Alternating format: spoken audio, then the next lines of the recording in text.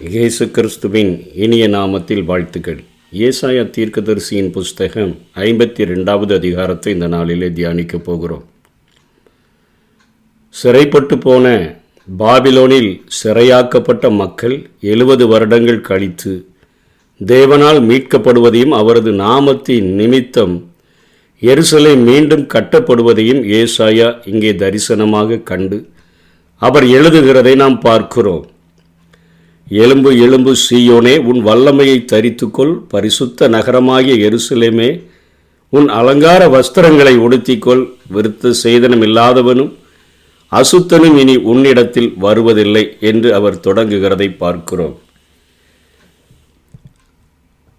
மோசேயினுடைய நாட்களிலே ஆண்டவர் தன்னுடைய ஜனங்களை அவர் அத்தனையாய் நேசித்திருந்த போதிலும் எகிப்தின் அடிமைத்தனத்திலிருந்து அவர்களை விடுதலை கொடுத்து பகலிலே மேகஸ்தம்பமாக இரவிலே அக்கினி ஸ்தம்பமாக வழிநடத்தின போதிலும் மோசையோடு கூட அவர் மலையிலே இறங்கி கற்பலகைகளிலே தன்னுடைய கற்பனைகளை எழுதி கொடுக்கும்படியாய் அவரை அழைத்த பொழுது அவர் கொடுத்த கட்டளை, இந்த மலையை தொடுகிற எந்த மனுஷனோ மிருகமோ அவன் மரித்து போவான், அவன் சாகக்கடவன் என்று சொல்லி அத்தனை கண்டிப்பான ஒரு கட்டளையை கொடுத்திருந்ததை நாம் அறிவோம். ஆனால் இப்பொழுது ஏசாயா இயேசு கிறிஸ்துவினுடைய பிறப்பையும் அவருடைய அழைப்பையும் அவருடைய ஊழியத்தையும் அவருடைய நேசத்தையும் குறித்து குறிப்பிடும் பொழுது ஆண்டவர் நம்மை தன்னுடைய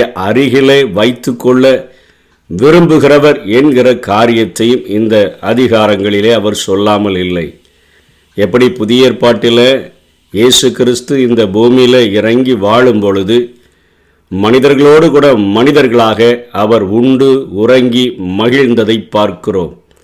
அவருடைய கரங்களினால் பிற்கப்பட்ட அப்பத்தையும் திராட்சரசத்தையும் அவர்கள் வாங்கி குடிக்கத்தக்கதாகவும் யோவான் அவருடைய மார்பிலை சாய்ந்திருக்கத்தக்கதாகவும் தன்னுடைய சீஷர்களுடைய பாதங்களை கழுவுகிற காரியங்களை உடையவராகவும் குருடனை தொட்டு சுகமாக்குகிறவராகவும் குஷ்டரோகியை தொட்டு சுகமாக்குகிறவராகவும் மனிதர்களோடு கூட மனிதராக நெருங்கி பழகும்படியாகத்தான் இயேசு கிறிஸ்து இந்த பூமிக்கு இறங்கி வந்து அவர்களினுடைய மேல் வைத்திருக்கிற நேசத்தை காண்பிக்கும் வண்ணமாக கல்வாரி சிலுவையில் அவர் உயர்த்தப்பட்டார் என்கிற அந்த ஒரு ஓவியத்தை ஏசாயா இங்கே குறிப்பிடாமல் இல்லை.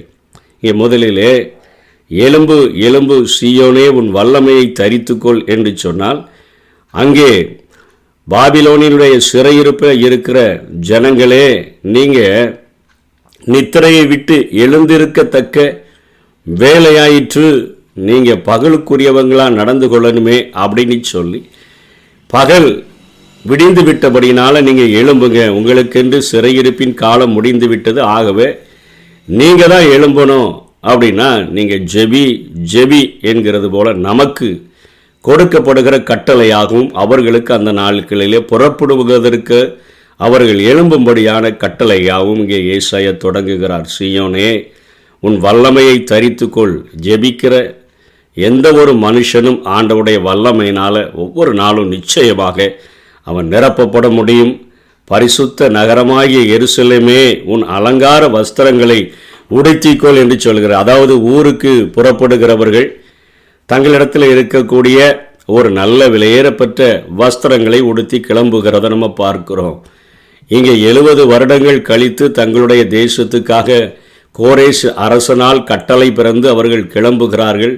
உச்சிதமான பொருட்களெல்லாம் அவர்களுக்கு பரிசாக கொடுக்கப்படுது. அருமையான காட்டு மிருகங்கள், நாட்டு மிருகங்கள் எல்லாம் மிருக ஜீவன்களும் அவர்களுக்கு பரிசாக கொடுக்கப்படுது. பொன் வெள்ளி எல்லாம் அவர்களுக்கு பரிசாக கொடுக்கப்படுது. ஜனங்களெல்லாம் மனமும் வந்து உங்கள் தேவனுடைய ஆலயத்தை கட்டுங்க அப்படின்னு சொல்லுகிறபடினால அலங்கார வஸ்திரத்தை உடுத்தி கொண்டு கிளம்புகிறதை குறித்து இங்கே ஏசாயா சொல்லுகிறான்.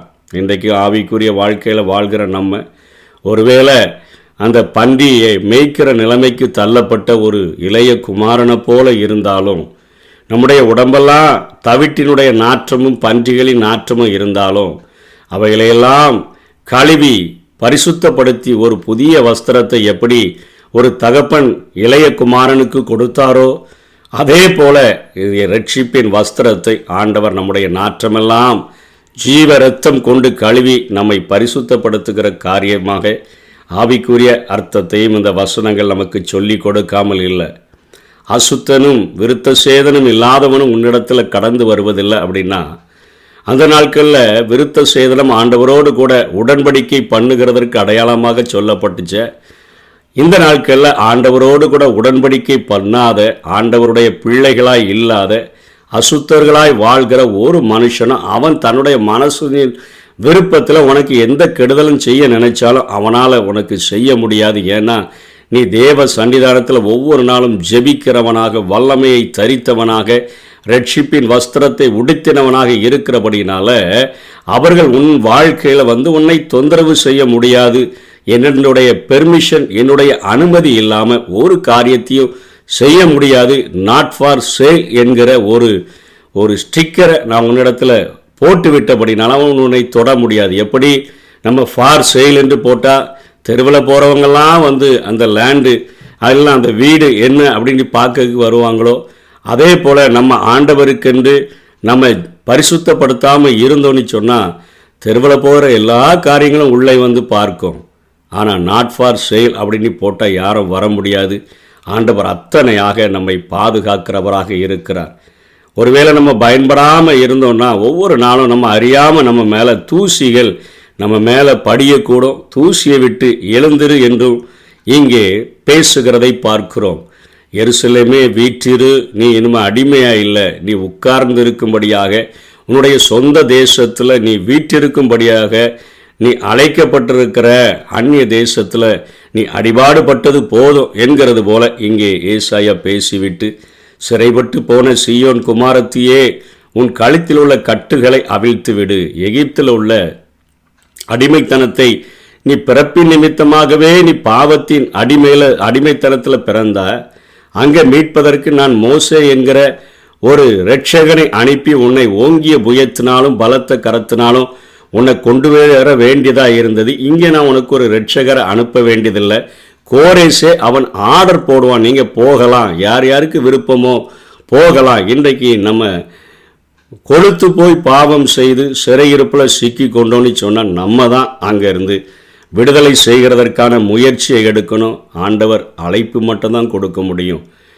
பாபிலோன் அந்த சிறையிருப்பில் குடியிருக்கிறவங்க கழுத்தில் உள்ள கட்டுகளை அவங்களே தான் அவிழ்த்து விட்டு அவர்கள் புறப்பட்டு வரணும். நீங்கள் விலையின்றி விற்கப்பட்டீர்கள், எந்த காசையும் கொடுத்து நேபுகாத் நேச்சார் உங்களை விலைக்கு வாங்கிட்டு போகலை. அதே போல் கோரேஸ் உங்களை விடுதலை பண்ணுகிறதற்கு உங்கள்கிட்ட எந்த ஒரு பணத்தையும் அவன் உங்கள்கிட்ட கேட்க போகிறதில்ல. அவன்தான் கையில் உங்களுக்கு கொடுத்து உங்களை அந்த பரலோகத்தின் தேவனுடைய ஆலயத்தையும் அலங்கத்தையும் கட்டுகிறதற்கு போங்கன்னு உங்களை அனுப்பி வைப்பான் என்று சொல்லுகிறதை பார்க்கிறோம். பூர்வத்தில் என் ஜனங்கள் தங்கும்படி எகிப்திற்கு போனார்கள். தன்னுடைய குமாரனுடைய அழைப்பை பெற்றவனாக யாக்கோபு எகிப்துக்கு போனால் அங்கு அவர்கள் 400 வருடங்கள் உபத்திரவப்பட்டதை நம்ம அறிவோம். அதை இங்கே ஏசாயா சொல்லிட்டு, அசீரியனும் முகாந்திரம் இல்லாமல் அவர்களை ஒடுக்கினான் என்று கர்த்தராகிய ஆண்டவர் சொல்கிறார். அப்படின்னா வட இஸ்ரவேலை அடிக்கடி இஸ்ரேலியர்கள் கைப்பற்றி அவர்களை நொறுக்கினார்கள். ஆனால் எருசலேமுக்கு கழுத்து மட்டும் யுத்தம் வந்துச்சு. எசேக்கியா ராஜாவினுடைய நாட்களில் ஆண்டவர் எசேக்கியா ஆண்டவரை நோக்கி ஜெபித்தது நிமித்தமாக அவர்களை காப்பாற்றி விட்டார் என்று பார்க்கிறோம். இப்பொழுது எனக்கு இங்கே என்ன இருக்குது அப்படின்னு சொல்கிறாருன்னா, ஜனங்கள் விருதாகவா கொண்டு போகப்பட்டாங்க அப்படின்னா அர்த்தம் என்ன? யூத ஜனங்களுக்கு என்ன நடந்துச்சு? நேபுகாத் நேச்சாரும் உங்களை எல்லாரையும் அள்ளிட்டு கொண்டு போய் 70 வருஷம் உங்களை சிறையிருப்புக்குள்ளே வச்சிட்டான் அப்படின்னு ஆண்டவர் தங்களுடைய ஜனங்களினுடைய சிறையிருப்புகளை குறித்து அவர் பேசுகிறதை பார்க்கிறோம். நீங்கள் இப்படி 70 வருஷம் சிறையிருப்பில் இருக்கும்பொழுது ஜெபிக்கிறவங்க இடைவிடாமல் நீங்கள் ஜெபிச்சாலும் என்னுடைய நாமம் அங்கே அவர்களால் தூஷிக்கப்படுது. என்னப்பா ஜோம் பண்ணுற, உன் வாழ்க்கையில் விடுதலையே இல்லையா? எத்தனை வருஷம் ஆச்சு ஜோம் பண்ணிகிட்டே இருக்கிறிய, எப்படி தான் நீ சோர்ந்து போகாமல் இருக்கிறா என்கிறது போல ஒவ்வொரு நாளும் உங்களை அலட்சியம் பண்ணுகிற காரியத்தின் நிமித்தமாக என் நாமம் தூஷிக்கப்படுது அப்படின்னு இங்கே சொல்லுகிறதை பார்க்கிறேன். இது நிமித்தம் என் ஜனங்கள் என் நாமத்தை அறிவார்கள், இதை சொல்லுகிறவர்கள் நானே என்று அக்காலத்தில் அறிவார்கள். இதோ இங்கே இருக்கிறேன் என்று கர்த்தர் சொல்லுகிறார். ஒருவேளை 70 வருஷம் நான் உங்களுக்கு தூரமாக இருந்திருக்கலாம், ஆனால் தம்மை நோக்கி கூப்பிடுகிற யாவருக்கும், உண்மையாய் தம்மை நோக்கி கூப்பிடுகிற யாவருக்கும் அவர் சமீபமாய் இருக்கிறார் என்று சொல். நம்முடைய அருகில் இருக்க விரும்புகிறார். ஆதி நாட்களில் அவரை தொட்டால் அவர் இறங்கி இருக்கிற மலையை தொட்டாலே மரித்து போவார்கள். ஆனால் இந்த நாட்களிலே அவரோடு கூட நாம் ஒவ்வொரு நாளும் உறவாட முடியும், பேச முடியும், மகிழ முடியும்.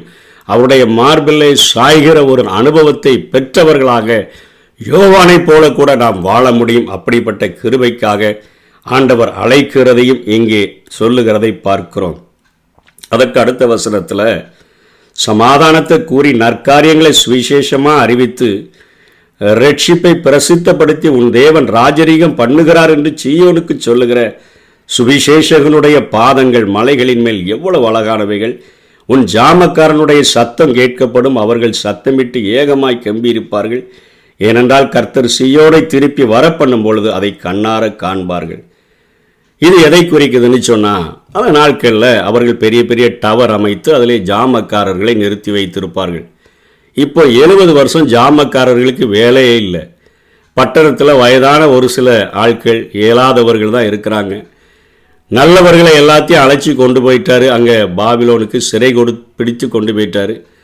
இங்கே இருக்கக்கூடிய காவல்காரர்கள் ஜாமக்காரருக்கு வேலை இல்லை. ஏன்னா எருசலேம் தீ கொளுத்தப்பட்டு கிடக்குது, பட்டணமெல்லாம் பாழாக்கப்பட்டு கிடக்குது. இங்கே வந்தால் ஒன்றுமே இருக்காது. எல்லாத்தையும் என்னெல்லாம் அள்ளிட்டு போக முடியுமோ எல்லாவற்றையும் நேபுகாத்நேச்சர் அள்ளிட்டு போயிட்டாரு.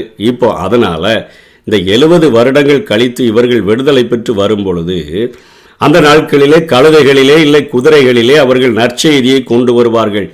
அந்த வெற்றிகளை குறிக்கும் வண்ணமாக அவர்கள் வேகமாக வருகிறதை பார்த்து ஜாமக்காரன் கண்டுகொள்ளுவான், ஏதோ ஒரு நற்செய்தி நமக்கு வருகிறது என்று சொல்லி. இப்போ 70 வருஷமாக ஒரு மனுஷன் கூட இங்கே யூதவில் எருசலேமுக்கு வரல. இப்போ திடீர்னு பார்த்தா ஜாமக்காரர்கள் பார்க்குறாங்க, நற்காரியங்களை சமாதானத்தை கூறி, அதாவது விடுதலை பெற்றுவிட்டோம் என்கிற அந்த சமாதானத்தை கூறி நற்காரியங்களை சுவிசேஷமாக அறிவித்து ரட்சிப்பை பிரசித்தப்படுத்தி ஆண்டவர் அங்கே இருந்து நம்மை மீட்டு கொண்டார், உன் தேவன் ராஜரீகம் பண்ணுகிறார். 70 வருஷம் ஆனா என்ன, 70 வருஷம் கழித்து நான் இருக்கிறவராகவே இருக்கிறேன் என்று சொல்லி ஆண்டவர் எங்களை விடுதலை பண்ணிட்டார்னு கழுதைகளில் குதிரைகளில் ஓடி வந்து நற்செய்தியை சொல்லுகிறவர்களை பார்க்கும் பொழுது அப்போதான் நல்லா சுருண்டு கிருண்டு படுத்து கிடந்த ஜாமக்காரர்களுடைய சத்தம் கேட்கப்படுது. அவர்கள் சத்தமிட்டு ஏகமாய் கம்பீரிப்பார்கள். அவர்களுக்கே சந்தோஷம் தாங்க முடியல. 70 வருஷமும் ஒரு நற்செய்தி வரவே இல்லையே, இப்பொழுது தேவன் ராஜரீகம் பண்ணுகிறார். அவர் 70 வருஷம் கழித்து ஒரு திரள் கூட்டத்தை நம்முடைய எருசலேமிலே குடியேற்றும்படியாக கொண்டு வருகிறார் என்கிற அந்த செய்தியை பார்க்கும் பொழுது கேட்கும் பொழுது அவர்கள் கம்பீரிக்கிறார்கள். அவர்கள் திரும்பி வர பண்ணும்போது அதை கண்ணார காண்பார்கள். அவர்களும் பார்த்து சந்தோஷப்படுவாங்க. 70 வருடம் கழித்து பாழாக்கப்பட்ட என்னுடைய ஸ்தலங்கள் குடியேற்றுவிக்கப்படுகிறதே. இந்த நற்செய்தி தான் இயேசு கிறிஸ்துவின் நாட்களில் மனம் திரும்புங்கள், பரலோக ராஜ்யம் சமீபித்திருக்கிறது, தேவன் சமீபித்திருக்கிறார் என்கிற ஒரு நற்செய்தியானது அது சொல்லப்படுகிறதை பார்க்கிறோம். ஆண்டவராகிய இயேசு கிறிஸ்து நமக்காக ஒரு நற்செய்தியாக வந்து பாவத்தின் அடிமைத்தனத்தில் இருக்கக்கூடிய ஜனங்களை விடுதலை செய்து அவர்களை ஆண்டவர் ரட்சிக்கிறார் என்கிற ஒரு நற்செய்தியைத்தான் இன்றைக்கு ஆண்டவர் ஒவ்வொரு ஊழியர்களையும் அவர் செய்யும்படியாய் வைத்திருக்கிறார். இதை எடுத்து தான் பவுல் ரோமருக்கு எழுதும் பொழுது சொல்லுகிறார், அனுப்பப்படாவிட்டால் எப்படி பிரசங்கம் பண்ணுவார்கள், பிரசங்கிப்பார்கள். சமாதானத்தை கூறி காரியங்களை சுவிசேஷமாய் அறிவிக்கிறவனுடைய பாதங்கள் எவ்வளவு அழகானவைகள் என்று எழுதியிருக்கிறது. உனக்காக, உன்னுடைய எல்லா பாவங்களுக்காக, உன்னுடைய எல்லா விதமான சாபங்களுக்காக, ரோகங்களுக்காக ஒரு மிகப்பெரிய விலைக்கரையம் செலுத்தப்பட்டாயிற்று. ஆதி நாட்களில் அடிமைகளை அழைத்து அவர்களை கதவின் அருகே நிறுத்தி காதுகளில் ஒரு கம்பியை பாய்ச்சி ஓட்டையிட்டு ஒரு டோலாக்கூனை மாட்டி விட்டு விடுவார்கள். அது எதற்கு? அந்த அடிமை அதற்கு ஒத்து உழைக்கிறான் என்று சொன்னால், வாழ்நாளெல்லாம் எஜமானே நான் உங்களுக்கு அடிமையாக இருக்கிறேன், ரெண்டாவது உங்கள்கிட்ட இருக்கிற வேலை செய்கிற ஒரு அடிமை பெண்ணையும் மனவாட்டியாக நான் ஏற்றுக்கொள்கிறேன், மனைவியாக ஏற்றுக்கொள்கிறதற்காக அவளுக்காகவும் உங்களிடத்தில் காலம் முழுவதும் நான் கீழ்ப்படிந்து வேலை செய்யும்படியாகவும் என் வாழ்க்கையை முழுமையாய் ஒப்பு கொடுக்கிறேன் என்று சொல்லுகிறது போலத்தான் இந்த நற்செய்தி என்ன? இயேசு கிறிஸ்து மணவாட்டியாகிய தன்னுடைய சபையை தன்னோடு கூட வைத்து கொள்ளும்படியாக, இரண்டாவது எஜமானாகிய பிதாவுக்கு காலம் முழுவதும் சிலுவையின் மரண பரியந்தமும் தன்னைத்தானே தாழ்த்தி கீழ்ப்பிழைந்தவராக ஊழியம் செய்வேன் என்கிற ஒரு உறுதிமொழியோடு கூடத்தான் அவர் காதுகளில் அல்ல, கைகளிலும் கால்களிலும் அந்த ஆணிகள் கடாவப்பட்ட, இன்றைக்கும் அந்த உயிர்த்தெழுந்த சரீரத்திலும் காணப்படுகிற ஒரு வடுக்களை நமக்காக ஏற்றுக்கொண்டாரே. எதற்காக?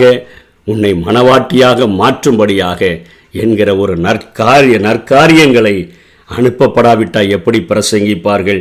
சமாதானத்தை கூறி நற்காரியங்களை சுவிசேஷமாய் அறிவிக்கிறவனுடைய பாதங்கள் மலையின் மேலே எவ்வளவு அது அழகானவைகள். சமாதானத்தின் சுவிசேஷத்திற்குரிய ஆயத்தம் என்னும் பாதரட்சைகளை கால்களில் தொடுத்தவர்களாக வாழும்படியாக அழைக்கப்பட்டிருக்கிறோம். மார்க்கு 1ஆம் அதிகாரம் அந்த 14ஆம் வசனத்தில் யோவான் காவலில் வைக்கப்பட்ட பின்பு இயேசு கலிலேயாவிலே வந்து தேவனுடைய ராஜ்யத்தின் சுவிசேஷத்தை பிரசங்கித்து என்று சொல்லி பார்க்கிறோம். ஆண்டவர் அந்த தேவனுடைய ராஜ்யம் அங்கே ராஜரீகம் பண்ணுகிறார் என்று சொல்லப்படுகிறது.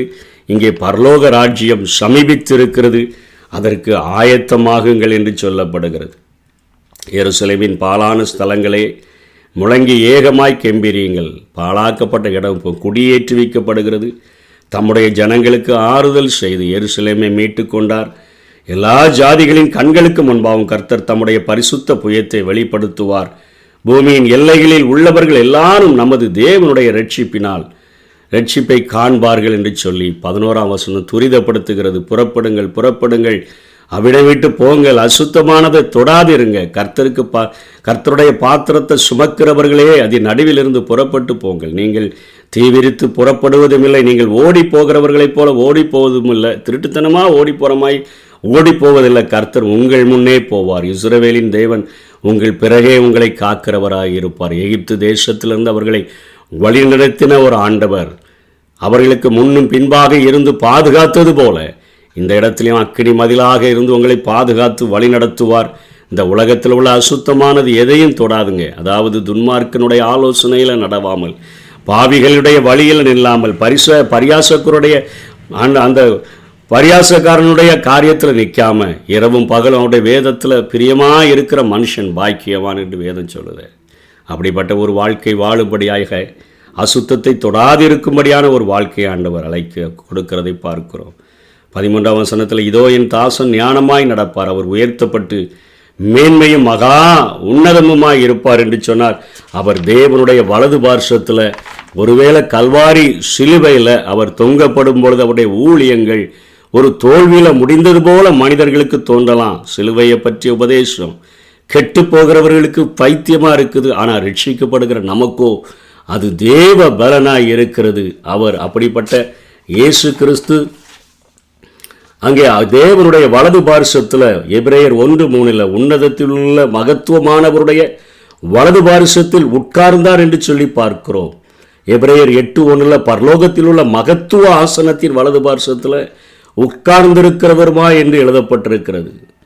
பிலிப்பியர் 2:9 கீழ்ப்படிய படிந்தவராகி தம்மைத்தாமே தாழ்த்தினார், ஆதலால் தேவன் எல்லாவற்றிற்கும் மேலாக அவரை உயர்த்தி என்று பார்க்கிறோம். அப்போஸ்தலர் 2:33 தேவனுடைய வலது வரத்தினாலே பிதா அருளிய வாக்குத்தத்தத்தின்படி பரிசுத்த ஆவியை பெற்று அவர் உயர்த்தப்படுகிறார். ஆண்டவருடைய கரத்தினால அவர் உயர்த்தப்படுகிறதை இங்கே நாம் பார்க்கிறோம். மனுஷனை பார்க்கிலும் அவருடைய முகப்பார்வை, மனுபுத்திரனை பார்க்கிலும் அவருடைய ரூபம் இவ்வளவாய் அந்த கேடு அடைந்ததினால அவரை கண்டு அநேகர் பிரமித்தார்கள். அதை நம்ம பார்க்கிறோம். அந்த கேடு அடைந்தார்.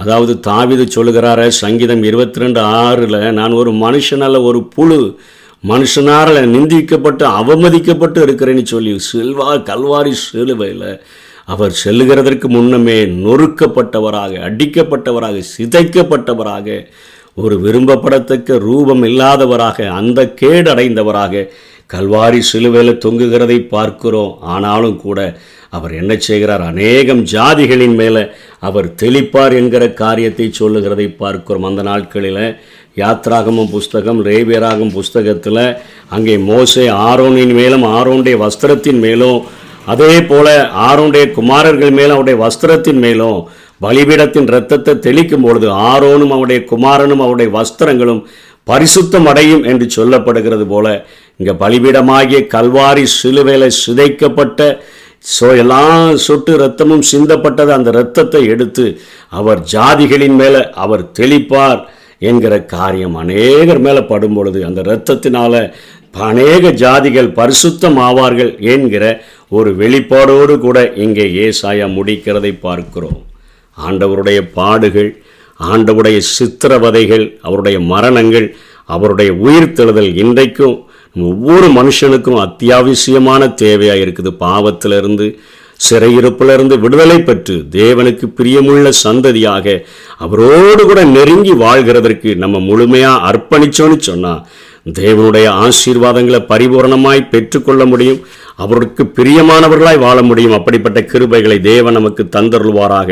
ஆமென். மகளே சீயோன் மகிழ்ச்சியாலே ஆர்ப்பரி, இஸ்ராயேலே ஆரவாரம் செய்திடு. மகளே சீயோன் மகிழ்ச்சியாலே ஆர்ப்பரி, இஸ்ராயேலே ஆரவாரம் செய்திடு. முழு உள்ளத்தோடு அகம் மகிழ்ந்து களி கூறு, என் வீரித்து பாடி பாடி மகிழ்ந்திடு. முழு உள்ளத்தோடு அகம் மகிழ்ந்து களி கூறு, என் வீரித்து பாடி பாடி மகிழ்ந்திடு.